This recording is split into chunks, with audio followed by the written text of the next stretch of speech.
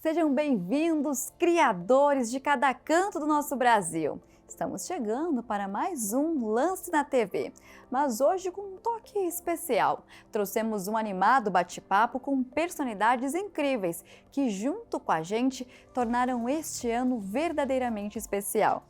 Então não perca a chance de conferir mais uma edição imperdível do Pecuária e Prosa.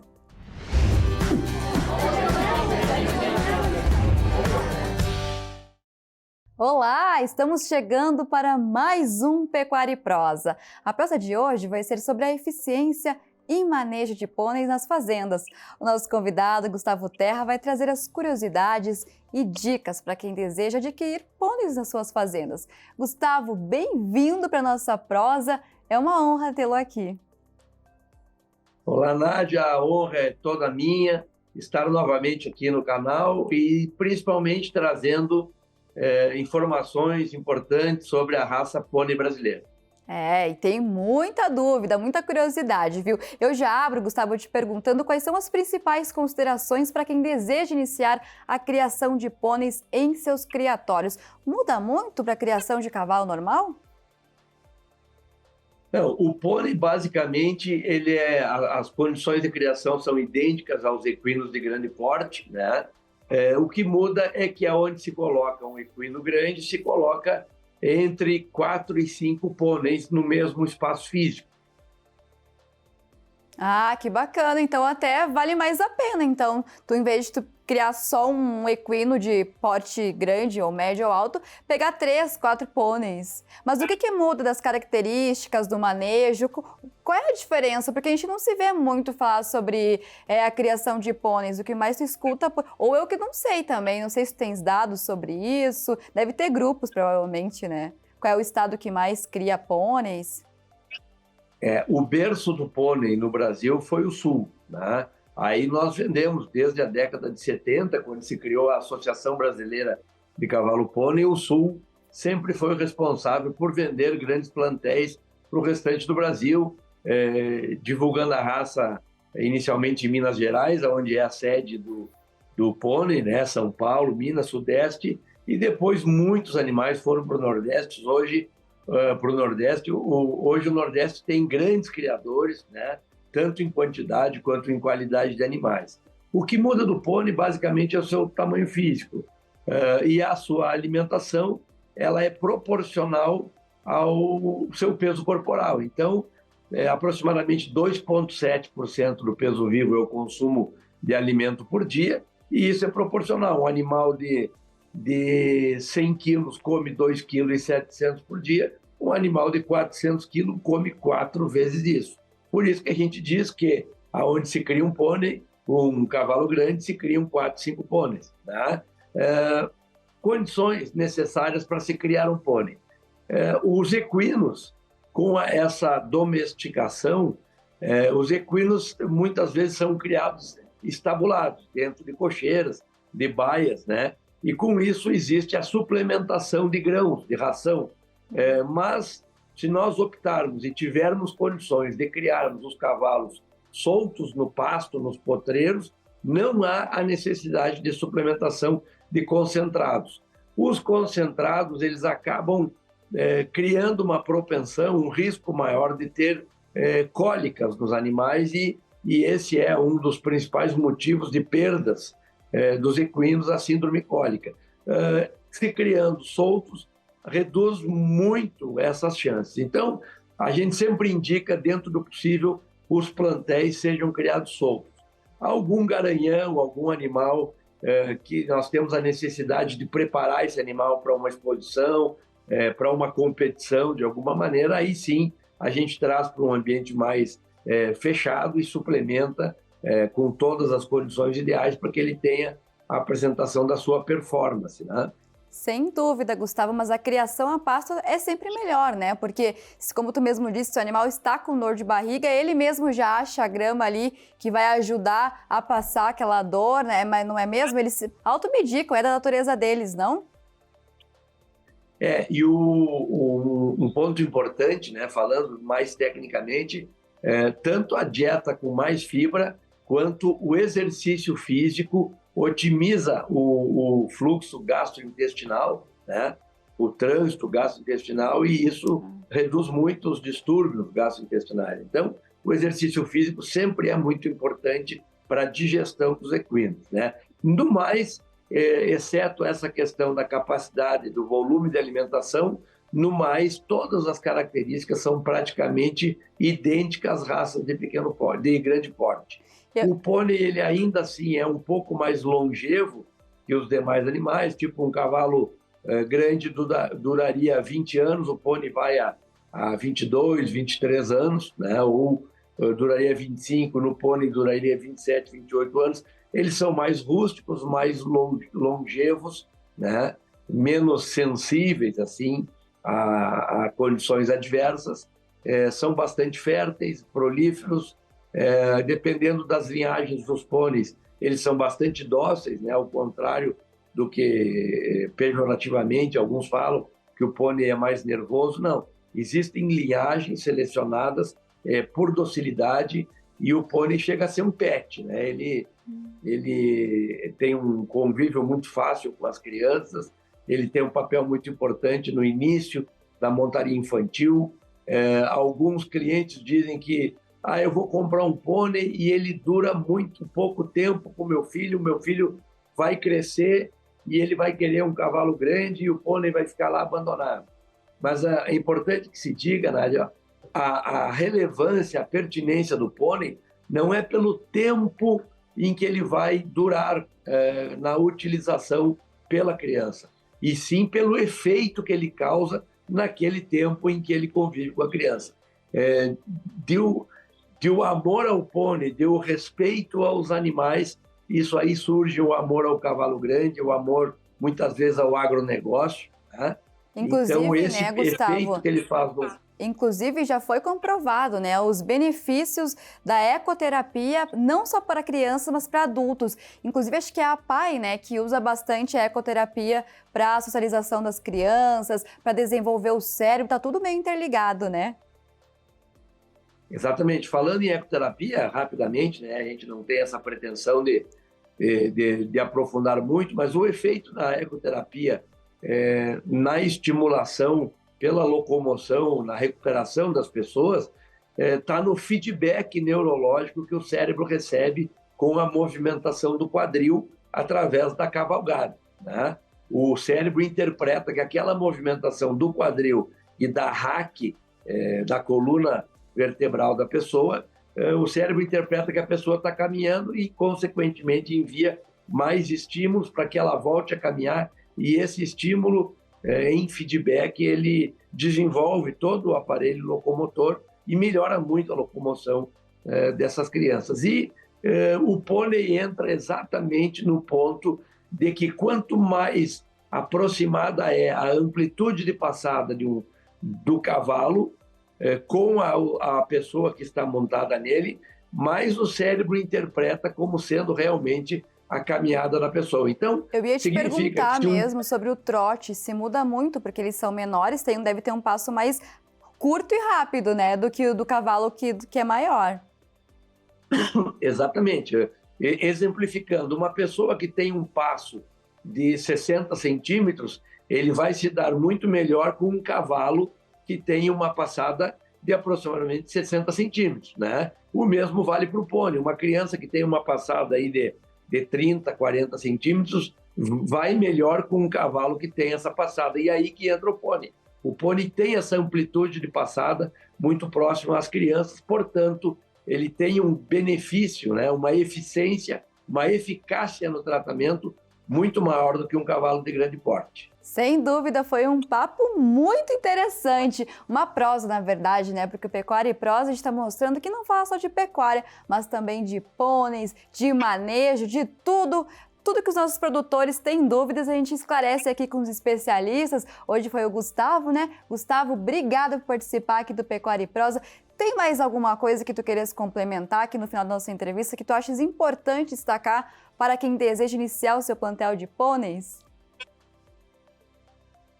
Como eu falei, em primeiro lugar, a pessoa tem que amar os animais e principalmente ter essa atração com os equinos. Os equinos respondem muito a essa ligação com o ser humano, eles percebem essa ligação, né?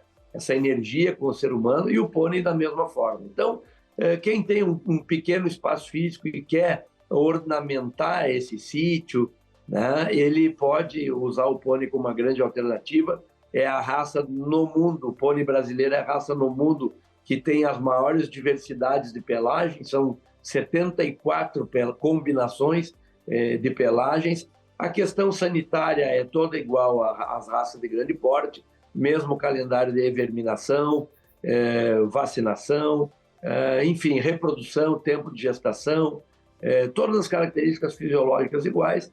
E eu diria que nessa era da tecnologia, sempre é importante pensarmos em darmos um brinquedo vivo aos nossos filhos e netos, darmos um presente saudável, e exatamente aí que entra o pônei, uma grande alternativa para presentear uma criança. Sem dúvida, um baita presente. Gustavo, obrigada por participar aqui da Prosa, foi muito gostosa e muito produtiva também. Volte sempre. Eu é que agradeço a oportunidade, sigo à disposição. E nós também. Esse foi o Pecuária e Prosa de hoje, onde falamos sobre o manejo e dicas para quem deseja adquirir pôneis em seus criatórios. Nós ficamos por aqui. Tchau e até a próxima prosa.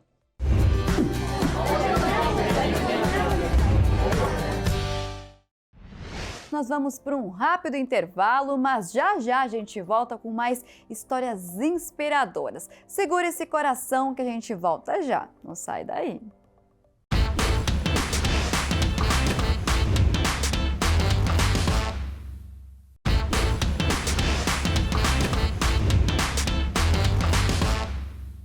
Voltamos! E antes de irmos para mais um bate-papo imperdível, nós temos um recadinho especial para você. A UPL, uma das maiores empresas de soluções agrícolas do mundo, possui um amplo portfólio de biosoluções e de proteção de cultivo biológicos e tradicionais. Está ao lado do pecuarista para apoiá-lo em todos os seus desafios. Quer aumentar o ganho de massa verde? Quer aumentar a resiliência da sua pastagem nos períodos de seca? Quer aumentar a capacidade de suporte de suas pastagens? Quer conseguir colocar mais cabeças por hectare?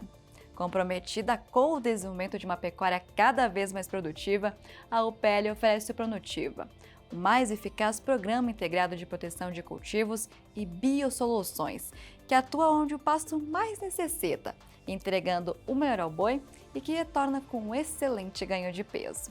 Conheça o produto Raizal, um fisioativador com formulação balanceada para garantir maior incremento de raízes que estimula o sistema radicular, promovendo um acelerado desenvolvimento da planta em toda a sua fase. Raizal é a tecnologia que promove de forma eficiente a produção de pasto.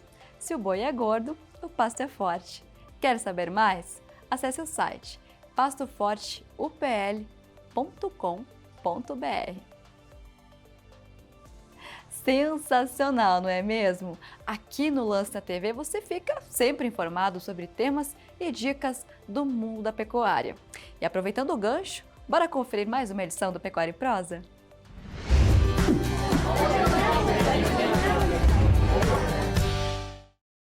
Olá, estamos chegando para mais um Pecuária e Prosa.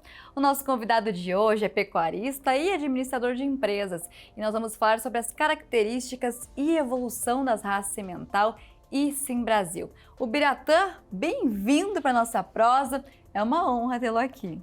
Olá, Nádia, agradeço o convite, espero poder contribuir com as informações sobre a melhor raça do mundo, que é a raça Cimental. Que inclusive, gente, é uma raça muito versátil, desde de leite, produção de carne, rusticidade, são várias as características. E eu já inicio, o Biratã Nossa Prosa falando sobre a tua trajetória na agropecuária e também por que tu escolheu a Cimental, enfim, vamos falar um pouco da Sim Brasil também. Por que tu escolheu essas raças? O que te levou? Conta um pouco a tua história e como que ela interage com a jornada da história da raça Cimental aqui no Brasil, que é uma raça bem antiga, né? Conta pra gente. Bom, desde a época final de faculdade, estive envolvido com essa atividade ligada à pecuária, né? E com o passar dos anos, Isso acabou virando vamos dizer assim, uma meta e um objetivo em escolher uma raça que fosse dupla aptidão. Depois, fora do Brasil, eu conheci algumas raças, inclusive a raça cimental, e voltando, eu passei a procurar um caminho para iniciar isso daí. Então, essa minha atividade, ela teve início ligada ao cimental em 1998, quando, na mesma época que eu me associei à Associação Brasileira de Criadores das Raças Cimental e Sim Brasil. E a partir 25 disso, anos já, hein? 25 É anos, tempo, né? quase 3 décadas. E a escolha minha foi justamente os animais de origem alemã e austríaco, devido às duas, vamos dizer, características principais, leite e carne. Né? Dupla aptidão, né? Dupla Como tu aptidão, mencionaste. exatamente. Quer dizer, as fêmeas... Mas essas raças que vêm de fora, elas são bem aclimatadas a qualquer bioma? Porque a gente sabe que o Brasil é um país tropical, né, Albiratã? Como que funciona a raça cimental? Ela tem uma boa aclimatação a qualquer canto do nosso país? Bom, o cimental, a origem dele é do início do século passado, que veio para o Brasil aproximadamente em 1910, com as primeiras importações que ocorreram. E alguns criadores, eu acho que ligados a Minas, de Minas ou de Espírito Santo, que acabaram desenvolvendo isso daí. E a partir dos anos 60, 70, ocorreram novas importações, quando houve um maior desenvolvimento da raça. E isso daí fez com que, ao longo dos anos, houvesse vamos dizer assim, uma possibilidade de uma adaptação melhor ao clima brasileiro, né? Então você tem hoje animais que suportam temperaturas altíssimas, ligado lá, criadores da Bahia, do Ceará, etc., né? Animais cimental puro, PO, né? E também você tem o Sim Brasil. Que é um PC, que né? Exatamente, quer dizer, que é uma variação do cimental com zebuíno, que são animais mais rústicos, sem dúvida, que aguentam temperaturas também e se adaptam muito bem na região centro-oeste, norte do Brasil e mesmo no sudeste, né? Então você tem vários criadores aqui que produzem os tourinhos e fêmeas, Sim Brasil, que é a composição entre o cimental e qualquer um da raça zebuína, que consequentemente vai agregar à propriedade um ganho econômico fantástico, né? São animais longevos, são animais dóceis, né? Então isso faz com que tenha, sem dúvida, um ganho econômico ao longo da vida útil desses animais, né? É bacana tu falar da longevidade, né, Albiratã, porque muito se fala sobre rusticidade, eficiência alimentar, nada de boi ladrão, né, no plantel, mas a longevidade também é uma característica importante, porque matrizes que tu pega para colocar para cria, né, e aí tem umas que tem um certo limite, onde ela, até um certo ponto que ela consegue ir. Até que ponto que consegue ir a cimental? Os animais da raça cimental, eles são animais longevos, quer dizer, eu tenho animais com 14 anos que vai parir logo logo. Quer dizer, então são animais de dupla aptidão, de origem alemã, quer dizer, lógico, está aclimatado no Brasil já há muitos anos, né? E são animais que os filhos, os machos, se viram para touros e as fêmeas para composição numa propriedade que tem interesse em continuar com leite, né? Leiterias, né, que trabalham muito com animais, e essa longevidade dela dessa raça, faz com que ela tenha 8, às vezes 10 partos na vida útil dela. Outras raças ligadas ou voltadas mais para o leite, talvez não consiga 3 partos na vida. Gostei muito da nossa prosa e infelizmente está chegando ao fim, né? O Albiratã passa voando.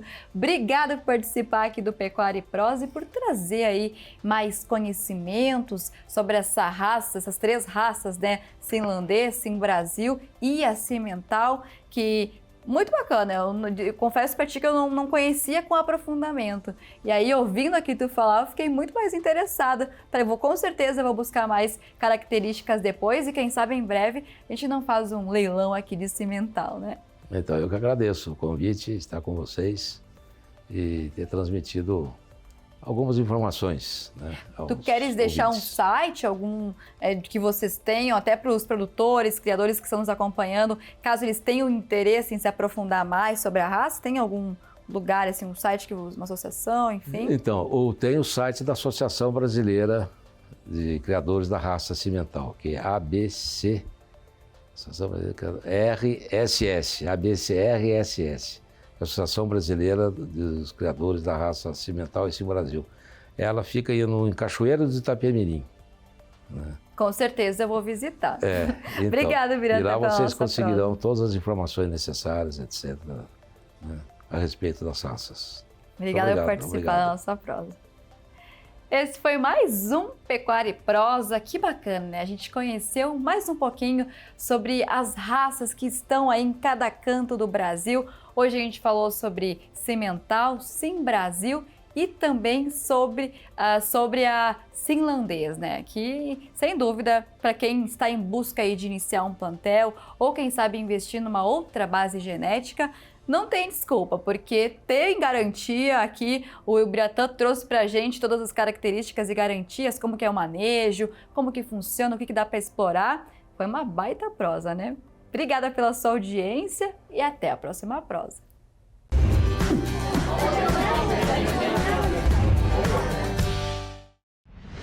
Chegamos ao fim do Lance na TV de hoje. Mas não se preocupe, sexta-feira estaremos de volta com mais histórias incríveis da pecuária nacional. E claro que você já sabe, né? A voz do criador está aqui. Tchau e até sexta.